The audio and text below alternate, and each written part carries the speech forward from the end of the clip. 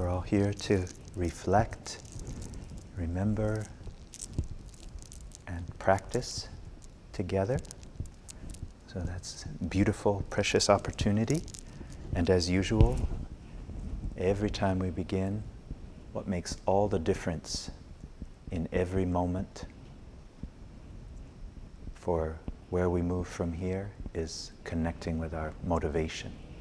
So again, as usual, before practicing, before studying, reflecting, just really tuning in with our beautiful motivation, our joy, appreciation for this precious, fleeting moment, and that we aspiring with really vast, beautiful bodhicitta, that this time together and really every moment of our lives, now and in the future, can truly be of great benefit to all the limitless sentient beings, and that we can all swiftly attain the ultimate realization of bodhicitta, which is the Buddhahood.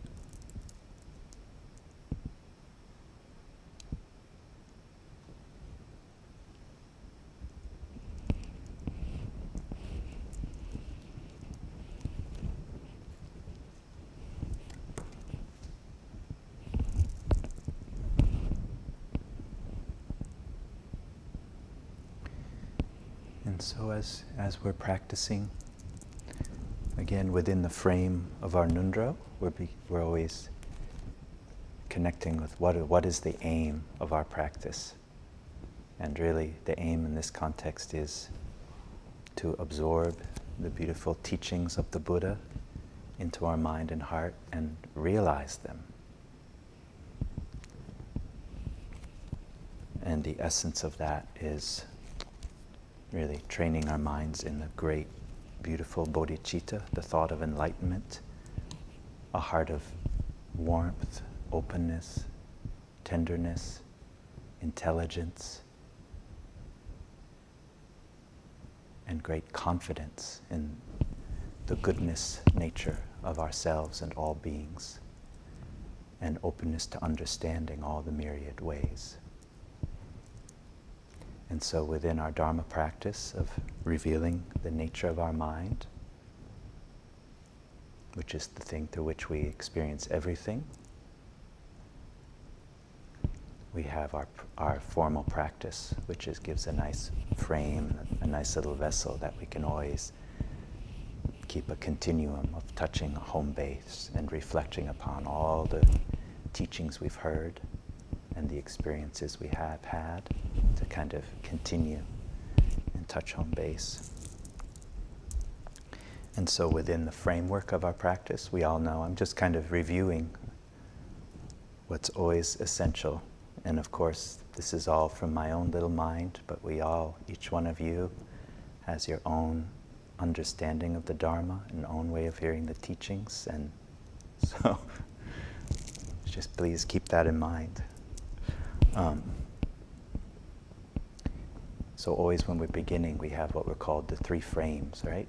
Good in the beginning, we're really connecting with our motivation, of our joy, devotion, contentment of the situation, really reflecting on the four thoughts, as we'll do, on how precious this life is, on impermanence, on the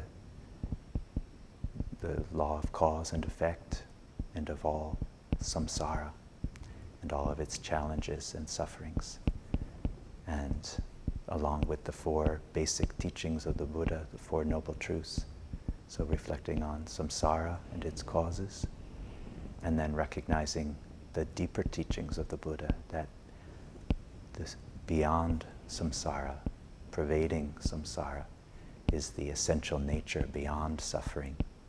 When we don't have a misunderstanding or misapprehension of the nature how it is, then we see things more clearly how they are, and that's called the truth of cessation, the cessation of suffering, the removal of our obscurations and our confused behavior that creates more obscurations and trouble for ourselves and others.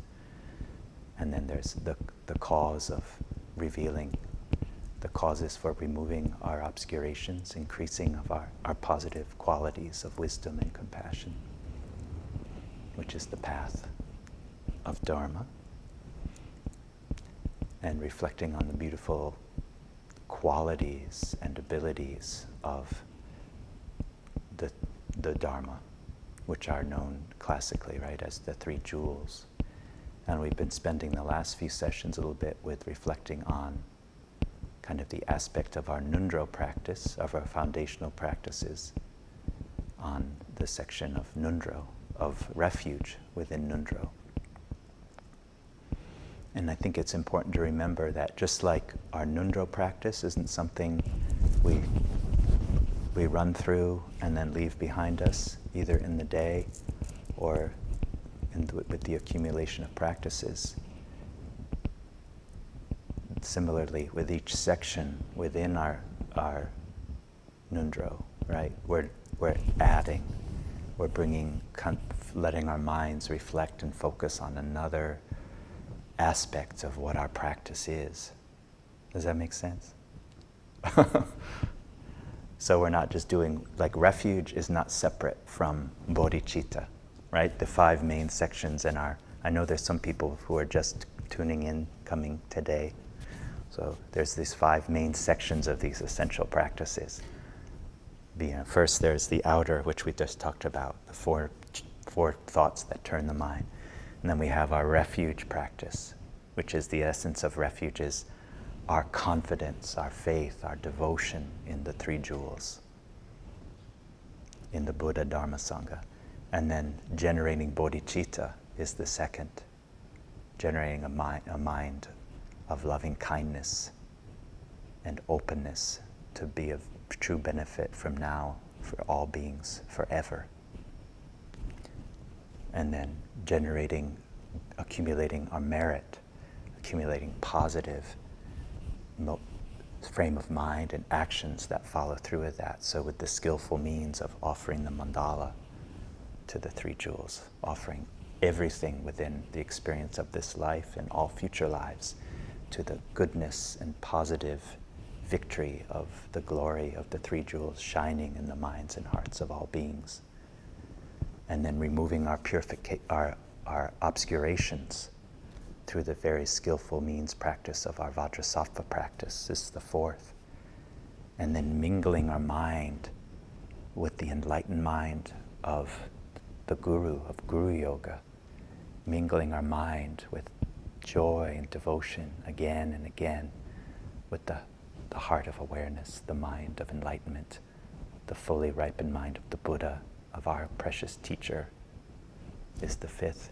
And so what I'm getting at is, with refuge, we're touching home, but it's not separate from any of the others. And likewise, when we move to bodhicitta, we still have our refuge and bodhicitta. So the emphasis of each one might be slightly different. I think we all know this, but I'm just saying again, remembering that is helpful. That's really the essence of really all the Buddha's teachings and practices, looking at what's true, as well as examining what's not true and finding out for ourselves. So once we get to refuge, we have just the basic chant we have with Guru Padmasambhava before us and all the objects of refuge in the refuge tree, with all limitless sentient beings before us, in front of us, all witnessing the glory of Padmasambhava. And then our mother and father of this life, together with all beings before, and then reflecting on the beautiful kind of qualities and powers of the three jewels, then we're taking refuge with our bodhicitta. So from now until attaining the heart of enlightenment, we take refuge in the Buddha, Dharma, the Sangha, embodied as Guru Padmasambhava. And like we talked a little bit in the last bit, the essence of refuge is really, as we reflect on the qualities of the Buddha, the qualities of the Dharma, the qualities of the Sangha, the different levels of meaning of what are the Buddha, what is a Buddha, what is the Dharma, what is the Sangha.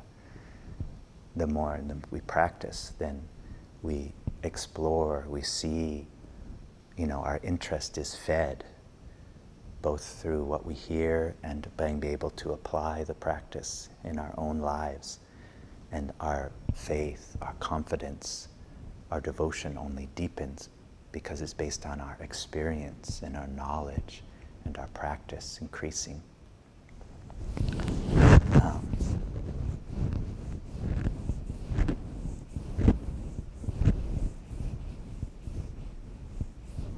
So here with our practice, right, we have Guru Padmasambhava, who is the precious root teacher of all Tibetan Buddhism, who really helped, along with King Trisen Detsen, Shantarakshita, and so many other great ones in the 8th century, helped establish the Buddhist teachings in Tibet.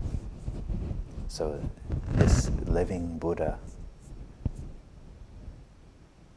is what we're kind of keeping at the forefront of our visualization and feeling in our presence right now with our practice when we're doing refuge. And of course there's all the other aspects of the visualization, but the essence is Guru Padmasambhava is here. The Vajra Guru. And again, Vajra, Phyllis is asking, Vajra, essentially a Sanskrit word, and in Tibetan it's called dorje, but the essence of the meaning of Vajra is indestructible.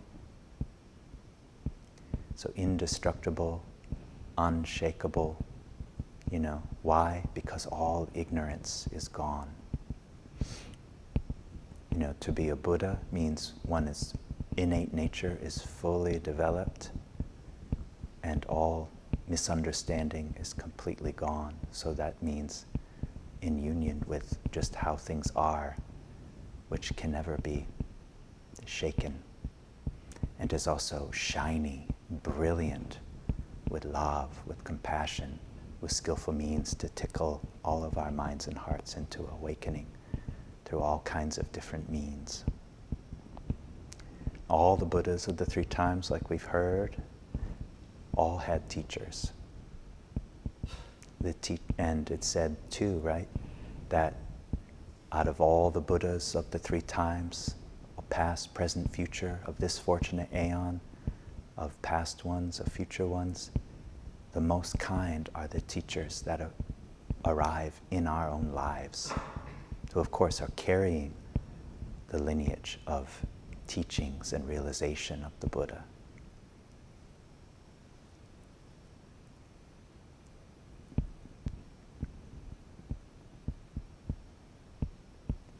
And so we shouldn't be confused when we have Guru Padmasambhava before us, who's the embodiment of all the Buddhas of the 3 times, who helped bring the teachings to our life, being inseparable from the living, precious teachers of our lives, who appear in many ways. But that's really, there's no contradiction. There's that great unity. The teachers of this life, who bring so beautifully, like Khenpo Tsewang Rinpoche, that help us to hear and put the teachings to practice in this very life right now, is precious and inseparable. So we're keeping the presence of our beautiful teacher with us when we're doing our refuge. And again, we're doing that in our formal session, but also as much as we can, bringing to our mind and heart outside of our formal session the presence of our teachers, their blessings, opening our mind and heart to that. Because essentially we're really trying to keep that purity view, that the teacher is all-pervading. The Buddhas are all-pervading. Their blessings are all-pervading. Everything appearing is the mandala of their enlightened activity. To do what? Reaching out and nurturing us. Like Rinpoches have said, the conditions for our enlightenment are the three jewels. So remembering there's no separations between our formal practice and our informal practice of going about things we do outside of our getting off of our cushion and working in the world. As much as we can, keeping the atmosphere of our practice and the teachings in our heart. And foremost, what embodies all of the teachings and all the practices being realized, are keeping our teacher in our mind and heart, keeping them, like they say, above our head, in the lotus throne above our head. Because just like the three jewels, the Buddha, the Dharma, the Sangha, are the conditions for bringing the cause of our enlightenment to fruition. What is the cause of our enlightenment? Is our Buddha nature.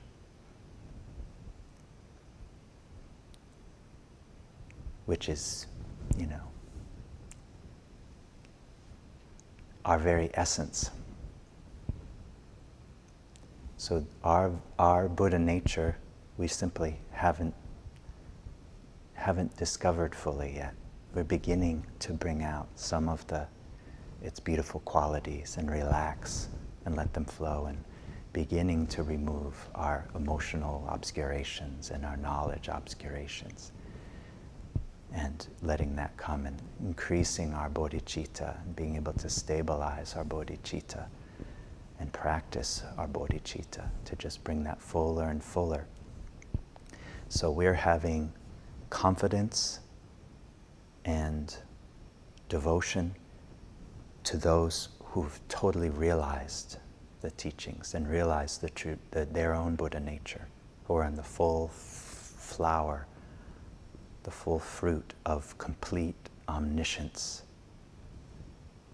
of knowing how things are exactly as a Buddha, both on the ultimate level as well as relative truth.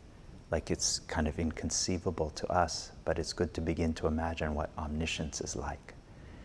And the Buddha's compassion, Guru Padmasambhava's compassion, our teacher's compassion, is without limit, completely impartial, equally loving every single being, knowing each one of us exactly as we are and giving us everything we need. All we need to do is open our mind and heart to those kind of ceaseless compassion that's not going to discriminate from anyone, anytime, anywhere, given freely, equally, naturally, unimpededly, pervading all of our experience. And that includes us, because when we're doing our practice, we are keeping all beings in mind, but we're working with our own mind and our own heart to realize our own mind and heart's beautiful nature and qualities.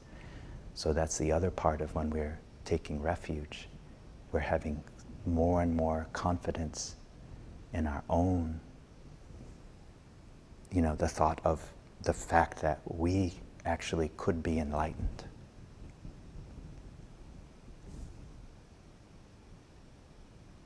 And having the motivation for that being to bring peace and happiness for everyone, everywhere, throughout all time, like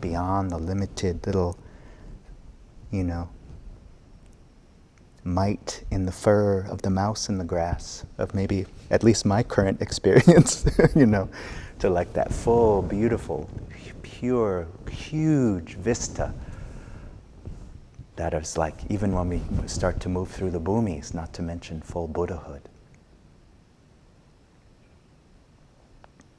So like there's that confidence in the fully awakened ones, and also that confidence in our own possibility and potential, that can be awakened. And then through our practice, we're awakening to be an object of refuge.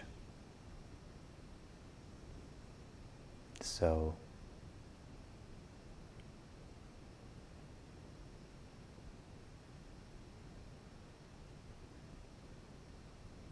let's just think about that for a moment.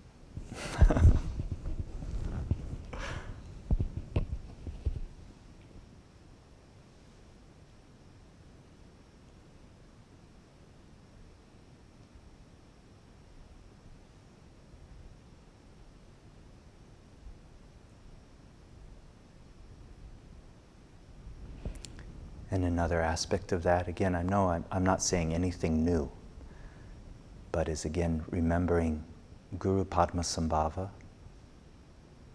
Buddha Shakyamuni. They aren't merely stories. They have deep history and have touched this earth profoundly. But they are Buddhas. They are not limited by time or space. So that means to say they're living Buddhas, living Sangha, whose teachings remain in this world. And the more we open our mind and heart to that, the more those teachings can come many ways, and blessings can come many ways. And our bodhicitta can catch every drop of every experience we have towards benefiting ourselves and others. So just remembering we have a precious human teacher in this life, and we have the living presence of Guru Padmasambhava, of Buddha Shakyamuni, of Yeshe Sojao, of all the great masters. But to kind of give our minds something to focus on, we're always going to have that all be embodied as Guru Padmasambhava before us. And just like Guru Padmasambhava said so many times, as well as in many sutras of the Buddha, just thinking of the Buddha, just thinking of Guru Padmasambhava with some degree of devotion and love and closeness feeling, they're there. Again, the blessings of the Buddhas are limitless. We only have to open our hearts. Devotion is the door to receiving the blessings. The hoop to catch the hook of compassion is through our own open mind and open heart and open inquiry and trust. And then, of course, there's many levels of Buddha. If we're just going to look at Buddha within the three jewels, there's the outer Buddha, in a way. We could think of Buddha Shakyamuni, who is the historical Buddha of this historical period of time, who brought all the teachings of the Buddha, no matter what tradition, into this world. All go back to this one great kindness teacher and this profoundly courageous, loving being who attained enlightenment in this world about 2,600 years ago and gave a great message of peace that spread throughout Asia and throughout all the world, came to Tibet in the 8th century and was established there by Guru Padmasambhava and many other great masters. And through all of those people's joy, devotion, courage, commitment, we have those now in this world. So that living lineage goes all the way back. And of course, Rinpoches have some really great book, Walking in the Footsteps of the Buddha, They have a commentary on the Buddha sadhana. So just looking at the life stories of the Buddha, as well as Guru Padmasambhava, or any of the great masters, is so good, at least, at looking at that outer level of a Buddha, of a fully awakened one. And again, the Buddha, Dharma, Sangha aren't separate. The Buddha is also what we're ultimately taking refuge in is the enlightened mind, the realization of Guru Padmasambhava, of the Buddha.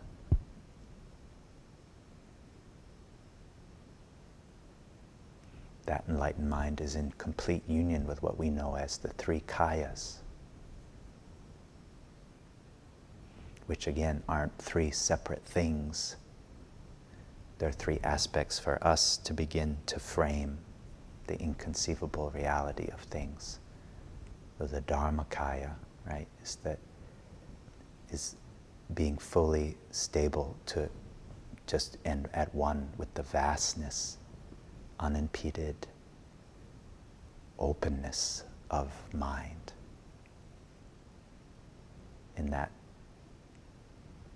So that's within every Buddha is completely realized, and also completely in union with the clarity, with the arising, energy of that openness, vastness, is the clarity of the Sambhogakaya, the body of luxuries, of the ceaselessly vivid display of that great open emptiness, Sambhogakaya. And then Nirmanakaya is how that appears for sentient beings who haven't fully recognized, or even not recognized at all, their nature, or are on the path of recognizing it. So for most sentient beings, we know it's the Nirmanakaya Buddhas that we can connect to. Again, and Nirmanakaya Buddhas aren't different than Sambhogakaya Buddhas or Dharmakaya Buddhas. They're three aspects of Buddhahood. So Nirmanakaya, in a way, that's how we sentient beings experience. And then as our realization increases, then we begin to witness the outer Sambhogakaya Buddhas, Dharmakaya Buddhas. But what are they doing? The Nirmanakaya Buddhas come in different ways too. There's what's called the Supreme Nirmanakaya Buddhas. That would be like Guru Padmasambhava, Yeshe Sojal, Mandarava, Buddha Shakyamuni.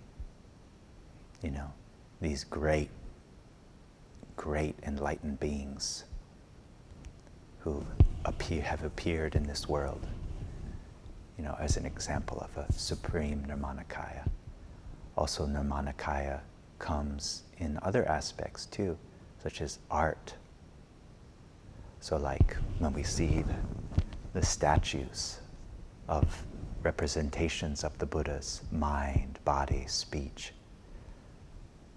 the books of the teachings, the statues, the sounds of hearing the teachings, that's another aspect of Nirmanakaya Buddha.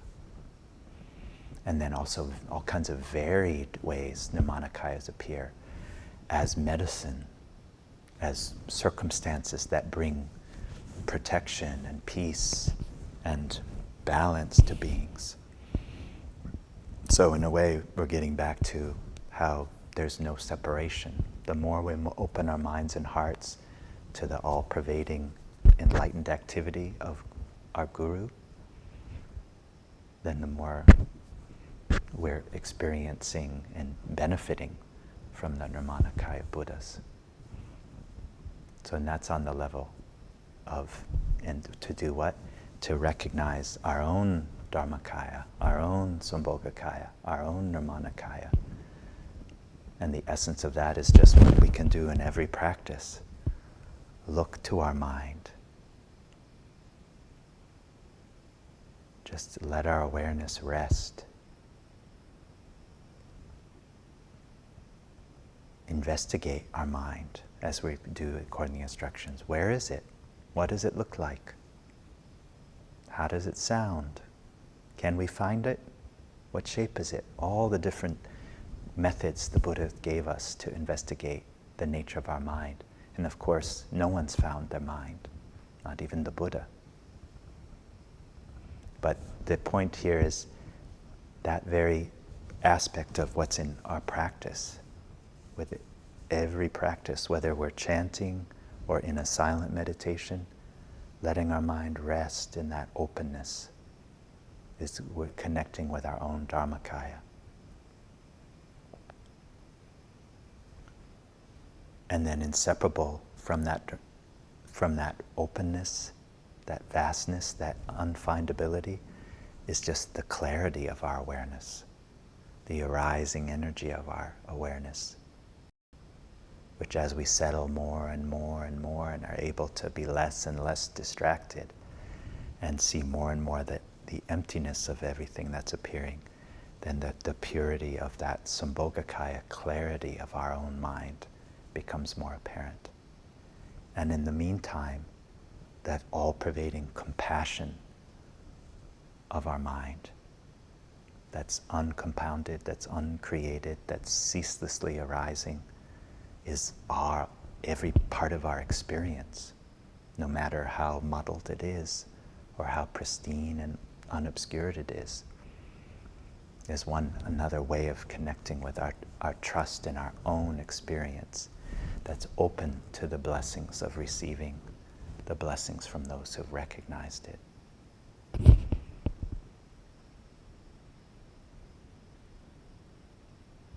And so then on the Vajrayana level, there's another aspect we've all heard about of these three jewels, the Buddha, Dharma, Sangha. There's we all have heard the three roots that again, Guru Padmasambhava embodies. The Guru, the Yidam or the Deva, the Dakini or the Khandro. So Guru, Deva, Dakini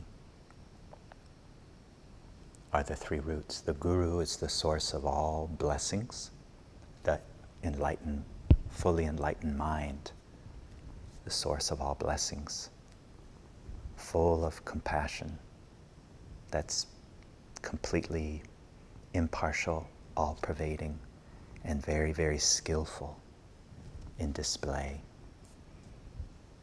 So the root, the source of all realization is the Yidam, or the deity. The source of all enlightened activity is the Dakini and the Dharmapalas. And the way those can correlate with the three jewels are, the Guru is the Buddha, the Yidams, the Devas, the deities are the Dharma, and the realization of that is the Dharma. And then all the Dakinis and Dharmapalas, all enlightened activity, is the Sangha. And again, there's no separation. As much as we can bring that into our formal practice, just recognizing that, connecting in whatever ways we can with that is helpful.